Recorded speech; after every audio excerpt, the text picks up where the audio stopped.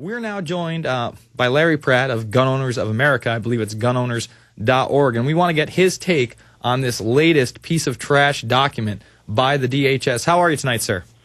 Well, I'm doing just fine. I'm just loving every minute of being a terrorist, and it doesn't sound like you're very repentant either. But I'm sure that, as I like to call her, Secretary Magoo is well on the trail, and she's gonna take care of our terrorism problem. Yeah, I'm sure that Napolitano is all about taking care of real terrorism, just like Chertoff was. And the interesting thing about this document, it is unabashedly not about Islamo-extremism. Now, usually they throw that in there. That's in a lot of the other documents. Oh, Al-Qaeda is going to get us. This is Al-Qaeda-like. They, right off the bat, say this is issues beyond Islamic extremism. And one of the most disturbing ones to me, Larry, right off the bat, the second one, alternative media. And let me read you the definition. A term used to describe various information sources that provide a forum for interpretations of events and issues that differ radically from those presented in the mass media products and outlets. So if we don't believe the corporate media and we use their own stories against them, apparently we're extremist terrorists. Well, of course, because if you're thinking outside the parameters they've established, that shows a dangerous level of rebellion, and they know that from experience that leads to strapping on explosive vests and blowing oneself up, right? I mean, isn't this a problem we have with all those Baptist pro-lifers and those Catholic traditional marriage types? And those returning veterans, oy vey! I can't believe the threat that they are. So, yeah, you're right. This alternative media stuff has just got to stop. And in fact, other folks in that administration are dedicated to trying to make sure that the alternative media comes to an end. And I kind of take it personally. I don't have a show that has a fraction of your listeners, or certainly of Alex Jones's, but I've got a little talk radio show once a week, Larry Pratt News Hour, and I interview all kinds of other fellow terrorists. And how are we going to be able to recruit for our terrorist cells if they cut off our ability to use the radio waves? Well, you know, it's so broad. I mean, this is the broadest brush I think they've painted, and that Virginia Fusion Center before this was probably, you know, almost as broad as this. But when they brought into this one, I couldn't believe it.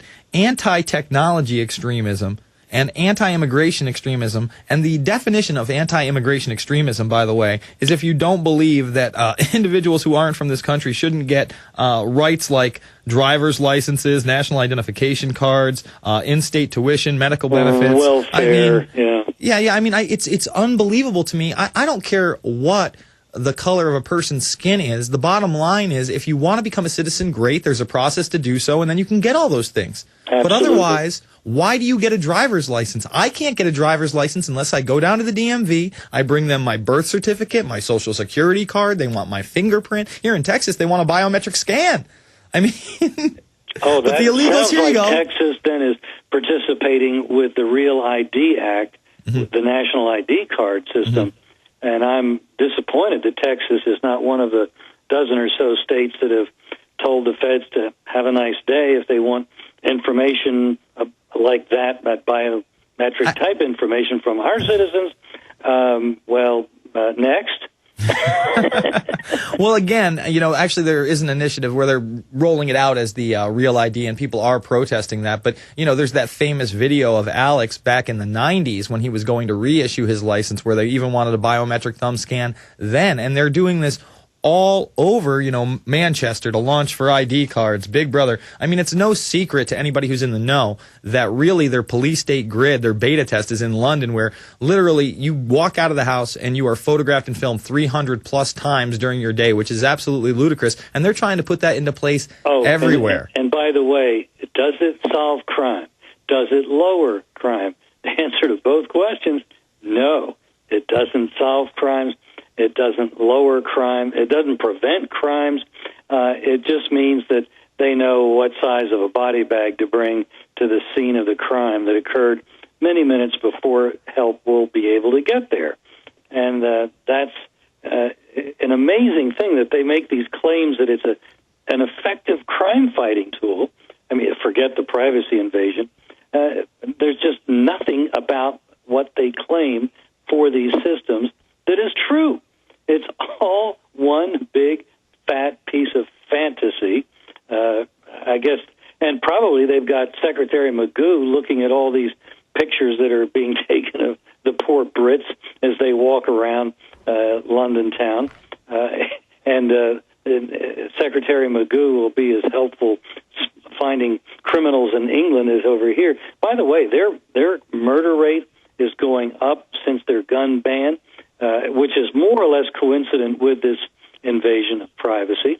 Their violent crime rate has gone up astronomically, and that well-known pro-gun organization called the United Nations, I joke. Yes, they're very pro-gun. Has found that the English, the Brits, have the most violent country of all 17 of the most industrialized countries in the world, and that was not true just even 10 years ago, 15 years ago. Let's see, they've had their ban now for going on 12 years, and the lessons never learned, just same as over here in jurisdictions where we've had gun bans. Crime has gone up, murder has gone up, and rather than admit that, oh, looks like that was a bad idea, we better take that law off the books, they're talking in England now about banning replica guns, BB guns. You mean what they found the last terrorist with? Do you remember during the G20, they arrested a bunch of teenagers. One person was like 22, the rest were 19 and 16 years old. They said they were terrorists. They go into the house, they had some fireworks and a couple BB guns. They didn't have any weapons whatsoever. Now, did they retract the story? No, they said these are hardcore terrorists and we stopped an attack. Well, it's like that young man that's been arrested and still is in custody, apparently under the Patriot Act. His mama says, and we don't have any way to talk to him because he's been incommunicado for a couple of months since he was kidnapped, if you will, by the FBI. But apparently his computer was hacked, and things that the federales didn't like were coming off his computer, but were not coming from him. And they told the judge when they tried to justify keeping him incommunicado that, well, he's claiming that his IP address on his computer was hacked, and, well, that's just not possible, Your Honor. What a bunch of... They may be that stupid. They may actually not know. Well, they are that stupid, and that's because they're really not in touch with, my generation and the technology age. And what's even more scary is but you're the one that's anti-technology, and they're the ones that are defending technology. I got it. Okay, thank you. Keep reminding me who the players are because I really need a scorecard. Well, again, that's a great point because I've always taken the position, it's like anything. It's a dual-edged sword. It can either empower humanity or it can enslave humanity. And unfortunately, the powers that be don't want to empower humanity. They want to empower themselves by enslaving us through this technology, through RFIDs, through these CCTV cameras, through this control grid that they have set up. And I'm not going to put up with it. I'm going to expose them. Actually, I should admit something. Mm-hmm. I am all in favor of biometric data being on people's cards and RFID chips for those who work for the government. Mm-hmm. I want to know where they are at all times. That they work for me, and I should have that information. Doesn't that make sense? Apparently they look at us like they're herd of cattle, and of course we chip cattle, don't we? It's true, and you mentioned hacking. One of the things in here, hacktivism. If you're a hacktivist, the use of cyber technologies to achieve a political end or technology-enabled political or social activism. Okay, I use cyber technologies every day for a political end to try to restore the Constitution and Bill of Rights. Under that definition, even without the alternative media, I, of course, would be an extremist or a terrorist. And it's a wonder you're not in the next isolation cell next to this poor young high school student. Well, let's hope that I have just a tad bit notoriety and they can't just throw me in a cell for speaking my mind on the internet. I mean, I guess they can shut down the Alex Jones channel and nothing can be done. And that was so frustrating today, folks.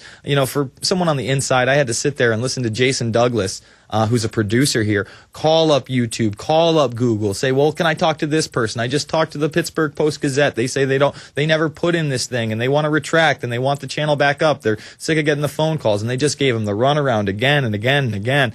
And I mean, let's face it, Google is part of the government. Google Earth, folks, they're about to take the GPS of every home in this country within 40 feet.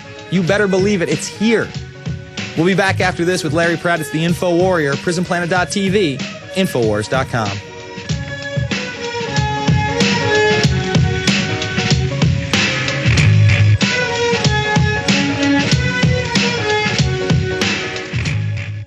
You're listening to GCN, the world leader in independent talk radio.